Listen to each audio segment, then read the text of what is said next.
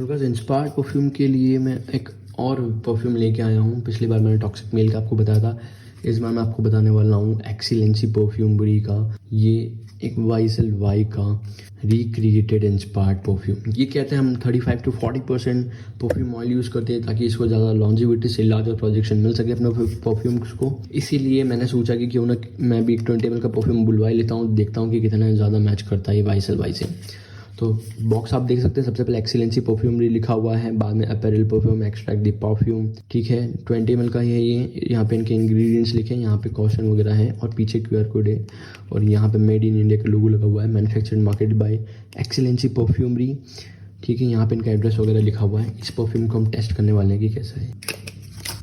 जैसे ही ओपन करते हैं यहाँ पे हमें मिल जाता है एक ब्लैक बोतल, जो कि मुझे अच्छी नहीं लग रही है। एक वाइट बोतल होनी थी और अलग अलग स्टिकर होने चाहिए। यहाँ पे इन्होंने परफ्यूम के नाम की जगह के लिए 14 नंबर का टैग लगा दिया, जिससे आप ही को सोचना पड़ेगा या समझना पड़ेगा कि YSL मतलब मैंने 5-7 अगर इसके परफ्यूम बुलवा लिए तो मुझे पता ही नहीं चल पाएगा कि YSL कौन सा है या फिर ब्लू दी शैनल कौन सा है या फिर गुच्ची गिल्टी कौन सा है, या मतलब जो भी परफ्यूम मैं बुलवान से इंस्पायर्ड, तो मुझे पता ही नहीं चल पाएगा कि कौन सा क्या है। मुझे नंबर्स याद रखने पड़ेंगे, तो ये थोड़ा अजीब लगा मुझे। खैर हम बात करते हैं फ्रेगनेंस के बारे में।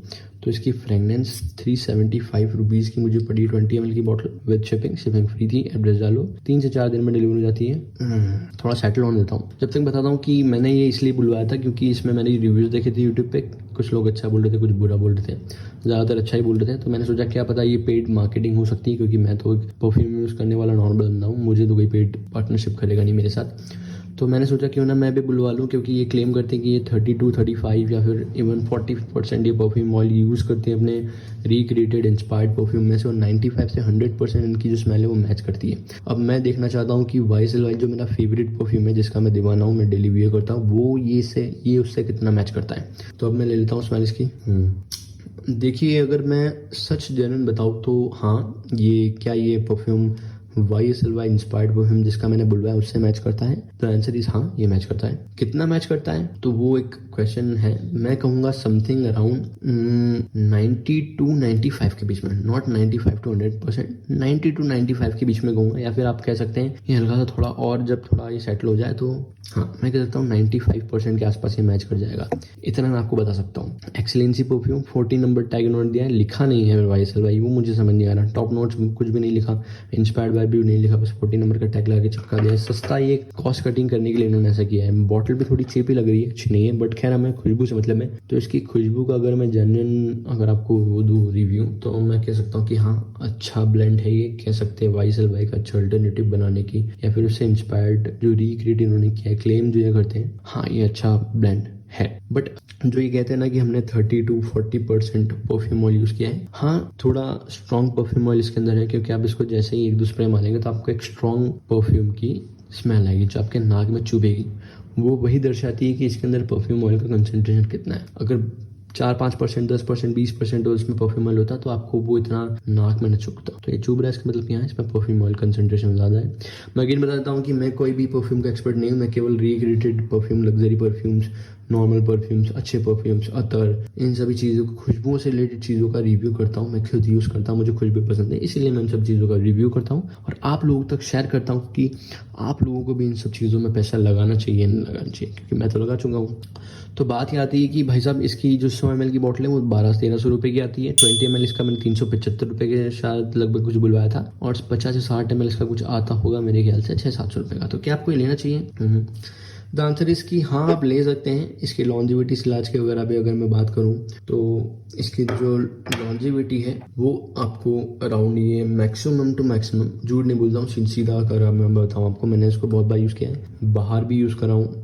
YSL को मैंने ओरिजिनल को यूज़ किया, फिर मैंने उसके साथ टेस्ट किया। मैंने टॉक्सिक मेल वाला जो रिक्रिएटेड परफ्यूम होता था उसको लगाया और फिर इसको भी लगाया, दोनों अपने अलग अलग हाथों पर। मैं बाहर गया, फिर मैं वापस आया, तो मैंने देखा कि हाँ, टॉक्सिक मेल वाले से थोड़ी इसकी परफॉर्मेंस अच्छी है, बट ये बात वही है कि उसकी टॉक्सिक मेल वाले की थोड़ी ज़्यादा रिफाइंड है। या फिर अगर आप इतना ज़्यादा डीप नहीं हो परफ्यूम में, तो आपको ऐसा लगेगा कि टॉक्सिक मेल वाला जो परफ्यूम है YSL का रिक्रिएटेड वर्जन और एक्सीलेंसी वाले का जो रिक्रिएटेड वर्जन है वो दोनों सेम ही है। टॉक्सिक मेल का मैं आपको दिखाता हूँ।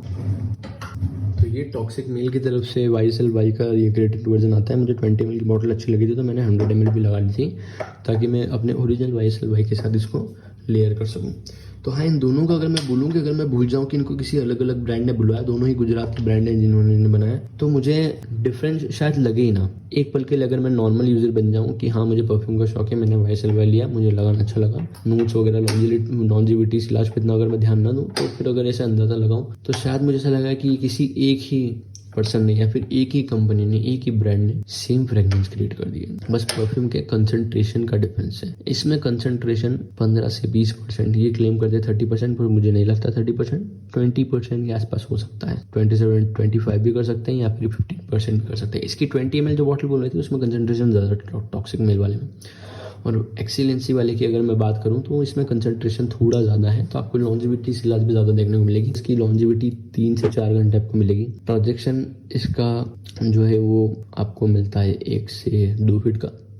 सिलाज आपको आधे घंटे के आसपास मिलेगा, बस इससे ज़्यादा एक्सपेक्ट मत करना। कोई बताता है कि 8 घंटे टिकेगी, 12 घंटे टिकेगी, 6 घंटे टिकेगी, 3 घंटे 4 घंटे का प्रोजेक्शन दे देंगे, बिल्कुल बकवास है। कोई भी बात मत मानना, पैसा अपना मत बिगाड़ो इन पेड रिव्यूज़ के पीछे। जेन्युइन रीज़न मानो एक्सीलेंसी परफ्यूम का YSL मैंने, क्योंकि YSL इसलिए बुलवाया क्योंकि मुझे वही पसंद है और मैं वही यूज़ करता हूँ। तो ये है मेरा एक जेन्युइन रिव्यू एक्सीलेंसी परफ्यूम के इंस्पायर्ड YSL के क्लोन के ऊपर।